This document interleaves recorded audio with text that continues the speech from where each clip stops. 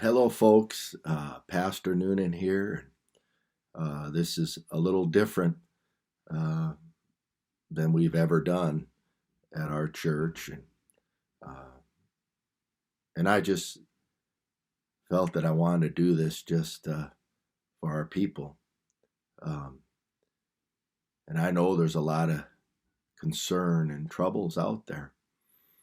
And Monday morning, I woke up early, 4 in the morning, and pondering all these things that are going on in the world, and I opened to Daniel. Wasn't part of my regular reading or of that day, and the Lord I was blessed. The Lord spoke to me through these scriptures, and sometimes He does things in our hearts, and then to get them out in words is not always easy. But normally I'm preaching to faces and people, and I see them there. But the only face I'm looking at right now is my own, and it's pretty pathetic. But to the people of Rochester Baptist Church, I miss you. I've talked to many on the phone, and I can hear the concern and worry in people's voices, and I am troubled, not for me in the sense, but for my family, for people as we see these things unfold. And regardless of the situation, whether the virus be as bad as they say, or whether it's a conspiracy or not, we're in this, and we're in this together, though apart.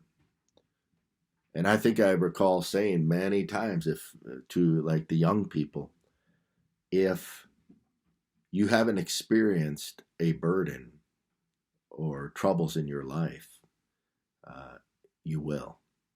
And here's one unique one. All of us are going through this. And it's really comes down to how we handle it. Again, this is not a message from the pulpit, and I get passionate behind the pulpit, but we'll call this more of a fireside chat. And we'll look at the Word of God. But we're all going through this together. And it's really how we handle the adversity or the troubles or the problems that come to our lives is really what sets God's people apart. Not because we're better than anybody, but we have learned. I have learned over a course of a lifetime that my ways don't bring about good, but God's ways sure do.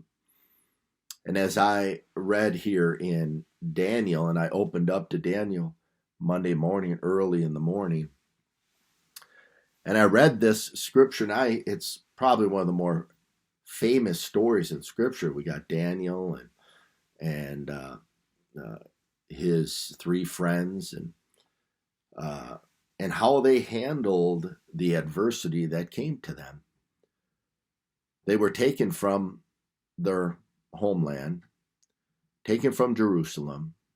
Nebuchadnezzar comes and seizes the city. And we see these chosen of Israel taken for their wisdom and cunning and knowledge and so forth. So they took, in a sense, the best of Israel and brought them to pagan Babylon. But this was happening because of God's judgment. God was judging Israel because they broke God's law, and it was foretold that judgment was going to come. And I'm not here to say I'm telling you judgment's going to come. But what do we expect? I was thinking this morning, there's probably, where are nations that exalt and love God? I know there's liberty in places where we have missionaries and so forth, where there's liberty where they can preach the gospel in schools and so forth. But I'm talking, where is there a nation that loves God? We have behind me, there's pictures in this room here of patriotic pictures of our founding and so forth. But I don't think America is a nation that is in love with God. But in the midst of what we're facing, and we see in the scriptures here, so Jerusalem is taken, and he takes the chosen of that nation and brings them to Babylon. Now, how did these, we'll look at four friends that had faith, and that faith was even good in the furnace. Do we have that faith that will get us through the furnace of adversity and fear and concern, as we see in the lives of these four? And there was many taken. There was many taken of the land that were real wise and smart. But from what I gather, it was only Daniel and his three friends that had the wisdom to get a hold of God. And the scriptures tell us in Daniel chapter 1, in the midst of all this, all that happened in the lives of these young people, it says in Daniel chapter 1, verse 8, it says, "But Daniel purposed in his heart that he would not defile himself with the king's meat, nor with the wine which he drank. Therefore he requested of the prince of the eunuchs that he might not defile himself." That, to me, is the indicator of the difference between Daniel and the others that were chosen. And I would say to all of us, what do we allow to, in a sense, defile us? Defile our walk with God. And here we are not having regular services, but can I encourage you? Your spirituality should not go week to week because you got in church and preacher motivated you for a few minutes to go out and live for God. And yes, I believe the church is going to church and hearing the preaching. That's part of God's plan. But as in days gone by, the circuit riding preacher would come by every other week or once a month or whenever he could. And to those that love God, it is a relationship with him that you have daily. Then as the preacher preaches, what ought to be happening is that God has already told you those things. God has already spoken, and he's confirming those things in us. But Daniel, I would guess, Daniel didn't have the local temple to go to. He was in a pagan land. But he still purposed in his heart. He purposed in his heart that he would not defile himself. And I think that is sort of what sets us in this scripture, sets us to see the understanding or have the understanding of what took place here. But Daniel had some friends. And we see that Daniel requested that he would not eat the king's meat, but he would eat pulse,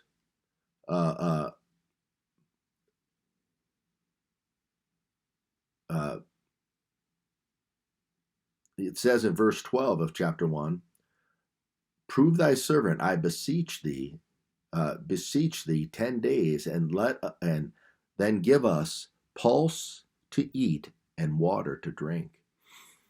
Now it turns out that these guys, and speaking of Shadrach, Meshach, and Abednego, and Daniel, would end up fairer than the rest. Now, was that because God was with them? I believe God motivated them, God encouraged them. But Even their diet was different. I mean, these guys even ate different. You'd think, oh man, eating beans and water. That's far better than the slop that the king was given to him, though it was the finest of the land. But the scriptures tells us in verse 17, as for these four, isn't it wonderful that when we go through life, we are not left alone? Thank God we have him as our Savior, the Holy Spirit that indwells us. But these guys had each other. So we see in the verses to come that Nebuchadnezzar has a dream, and he's troubled by that dream. And he calls all the wise men in, all the other ones in to interpret this dream. And they couldn't. They couldn't come up with the answer, but Daniel had the answers.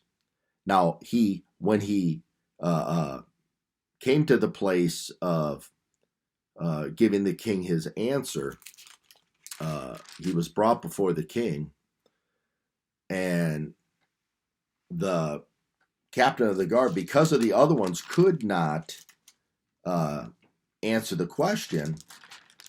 Daniel requests of him to bring him before the king.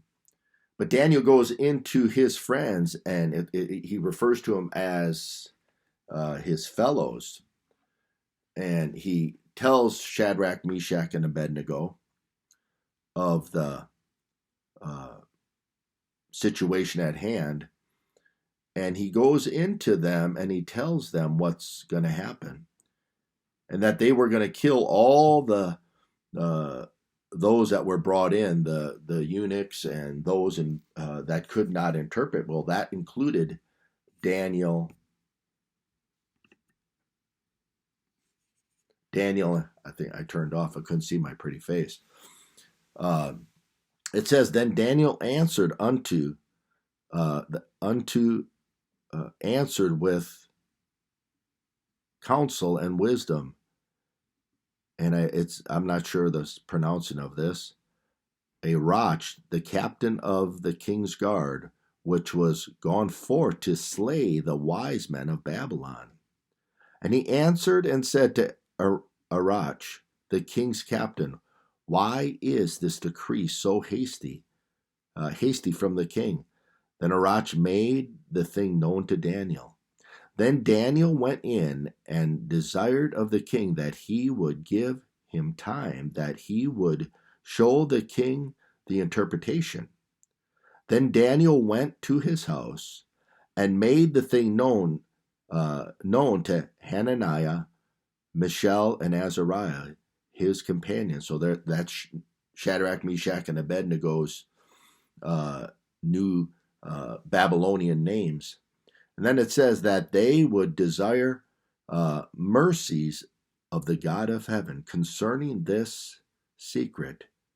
Then Daniel and his fellows should not perish with the rest of the wise men of Babylon.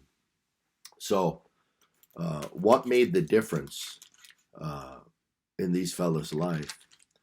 First of all, let me say this: they were undefiled. They were undefiled. We see in chapter 1, verse 8, I just read it, but Daniel purposed in his heart that he would not defile himself with the portion of the king's meat, nor with the wine which he drank. Therefore he requested of the princes of the eunuch that he might not defile himself. Do we purpose within ourselves not to defile ourselves? And then they had faith. These four had faith. Now the Hebrew children refused to bow at the king's command. They had an overwhelming faith in their God. And let's look at Daniel chapter 3. Look what it says in verse 16. It says, Shadrach, Meshach, and Abednego answered and said, O king, O King Nebuchadnezzar, we are not careful to answer thee in this matter. So the king, Daniel interprets the dream, and you see in King Nebuchadnezzar often what I see in God's people today. You see, after the interpretation, he extols the God of heaven. And then we see King Nebuchadnezzar then is brought low, he's humbled, and he grazes like an ox. Then we see Nebuchadnezzar brought to that place again of at the end of his reign or his life, then praising God again. But then we see it passed on to his son, wickedness. But in Daniel chapter 3, we see Nebuchadnezzar from the interpretation of the dream. We see now him building an idol to worship. And from what I'm told from the cubits of this, from resources, it says that the statue was 9 feet wide by 90 feet tall. Now, I don't know what the image was. The scriptures do not tell us. It may have been of Nebuchadnezzar, but we are not told. And to be honest, if God doesn't say it, I'm not worried about it. Let's not strain at the gnat on those things. But let's get what God's trying to tell us in this story. So we see in Daniel chapter 3 that the king makes this image, and they aren't going to bow. Look at Daniel chapter 3. And it says in verse 16 through 17, I read 16, it says in verse 17, if it be so, our God, whom we serve, is able to deliver us from the burning fiery furnace, and he will deliver us out of thy hand, O king. But if not, be it known unto thee, O king, that we will not serve thy gods, nor worship the golden image which thou hast set up. I went a scripture ahead of where I wanted to go. Now, how do we handle adversity? How do we handle adversity? I thought I turned it off. My camera crew is not doing their job. That's me. But you see, and as I studied this and the 3 Hebrew children and what they went through, you also see that in Hebrews. In Hebrews chapter 11, that chapter, I think we all ought to read in these times. But Hebrews 11:36, it says this, and others had trials of cruel mockings and scourgings, yea, moreover, of bonds and imprisonment. They were stoned, they were sawn asunder, they were tempted, were slain with the sword. They wandered about in sheepskins and goatskins, being destitute, afflicted, tormented. Now I'm told that sheepskins means that they were literally, they would take a hide, wrap it around them, and sew it up in the back. And as that hide dried, it would squeeze them. That's what I believe that means. They were being tortured. But it says in verse 38, and this is what jumped out at me. It says, of whom the world was not worthy. They wandered in dens and in mountains, and in the dens and caves of the earth, and these all having obtained a good report through faith, received not the promise. The Lord hadn't come yet. These people were living by faith of a coming Savior. And here we have all that. We have the Word of God. We believe in Jesus Christ. We have those things that have already come. But think of their faith. These people had faith. Daniel and Shadrach and Meshach and Abednego. They were away from their homes.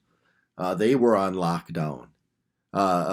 They didn't have their pastor there. They didn't have their friends from home there. But they had an incredible faith to go through this fire with an incredible faith in God. So we see that they had faith, and they were fearless. They were fearless. The Hebrew children showed fearlessness in the response to the king. They did not know how things were going to turn out. It says, it tells us that even if God doesn't deliver us, even if he doesn't, we're not bowing. And that ought to be our attitude towards life, regardless of what happens here. And I'm not here to say that Judgment Day is upon us and we're all going to perish, but I think we ought to all come to the place in our lives that none of us are, unless the Lord comes back and takes us away, none of us are leaving alive. A soldier best fights when he already comes to the realization that he's already dead and they don't have to live in fear.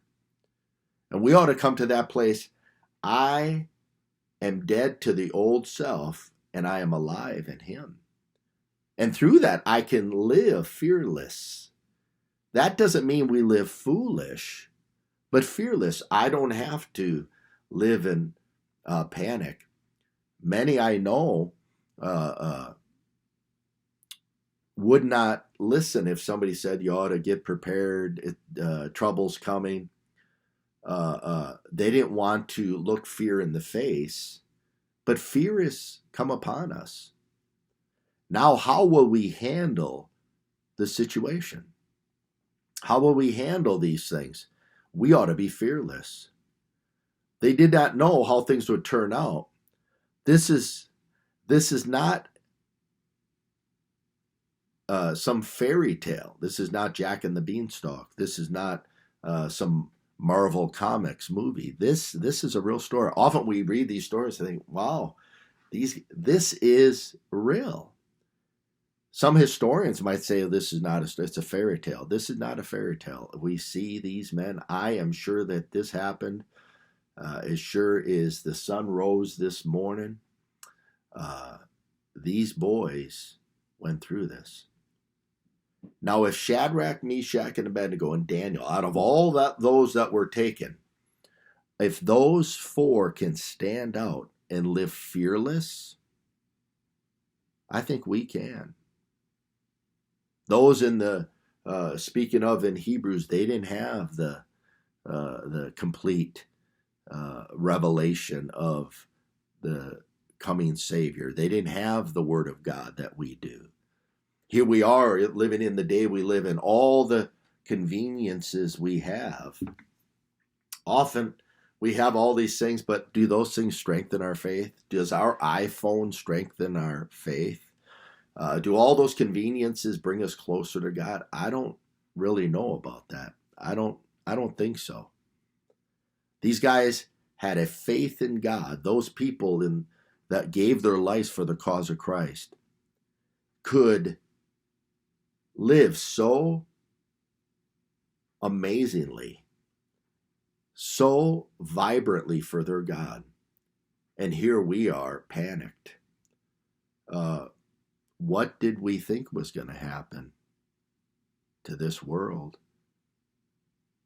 We live in a nation that very few acknowledge God. If someone does, they're mocked. I wonder how God sees this world. I wonder how God sees a nation that has aborted countless millions of babies.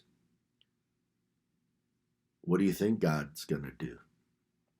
Now, in the midst of that, could he look down and see a remnant of people that have faith in him? Notice it was only 3 tossed in that fire, and as Daniel was not tossed in either, he was higher ranked, we could say.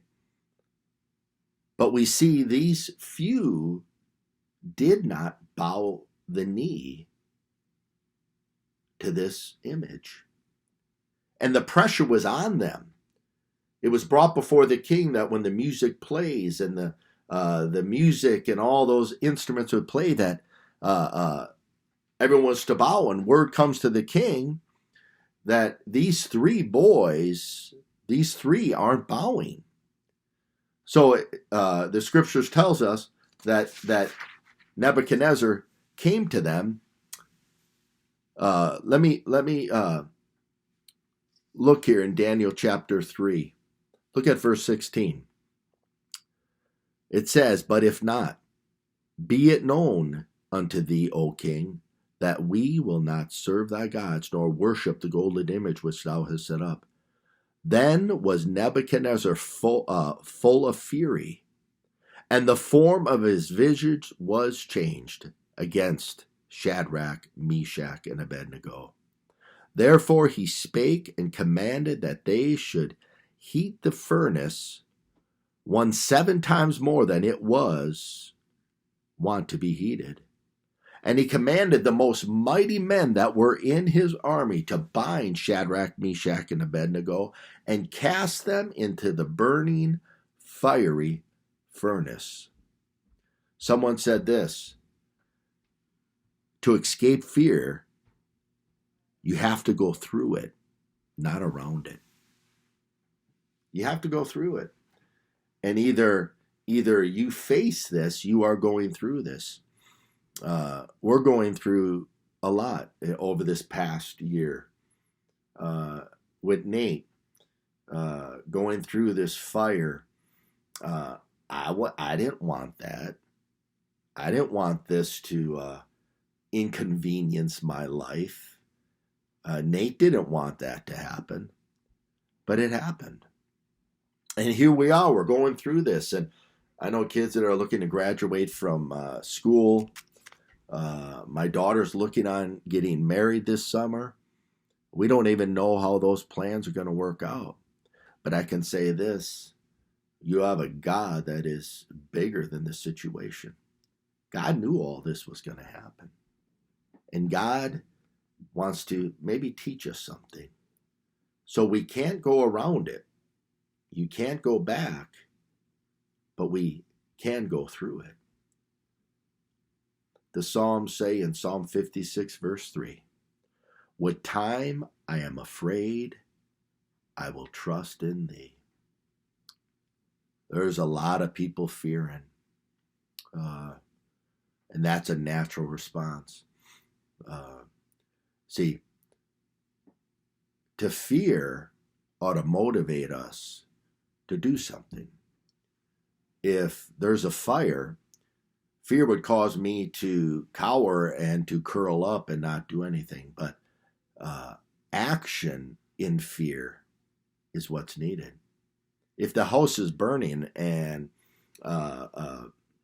my wife starts to panic, I do something about it. Either I get her out of the house or I put the fire out. My grandparents' house caught on fire years ago. And my uncle had to literally carry my grandma out of the house. She wasn't going to leave. I mean, the house was pretty much engulfed in flames. It spread throughout the basement. And he had to carry my grandma out. Now, fear can cause us to do those things, but we don't have to live that way. And Daniel and Shadrach, Meshach, and Abednego were fearless. Notice what it says in verse 16. "And Shadrach, Meshach, and Abednego answered and said to the king, O Nebuchadnezzar, we." Isn't that amazing? They weren't alone. They knew they had the Lord with them, but I like having a friend around during a battle or a struggle or a fight. And we are not careful to answer thee in this matter. If so be our God. One wasn't speaking for the group, and he didn't say, my God If it's Shadrach in the middle of his two friends there, he didn't look to say, my God, is he your God? No, they could say this, our God, our God.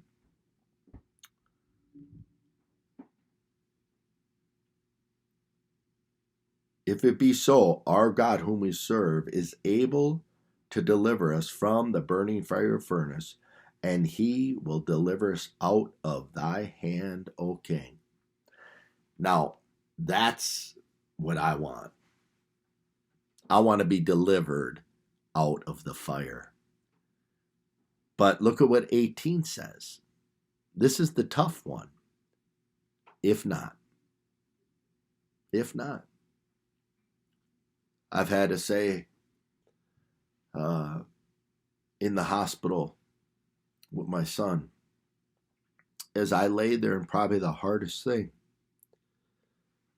that I've ever dealt with in my life is to watch my son go through what the doctors say is leukemia and go through chemotherapy and infusions and transplants and so forth, and to lay in that hospital with him, and my wife to have to go through this, and to that what if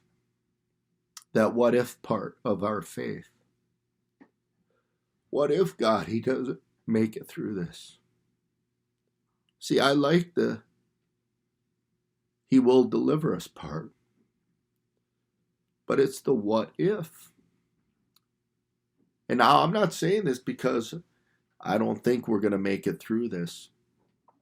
I think in a sense where the media is not overplaying the virus in a sense, but causing us to react in fear. And how many media people do you see out there saying that you need faith in God? It's amazing. From 9/11, I remember all the news networks saying, pray for our country. I have not seen one mainstream media host say that.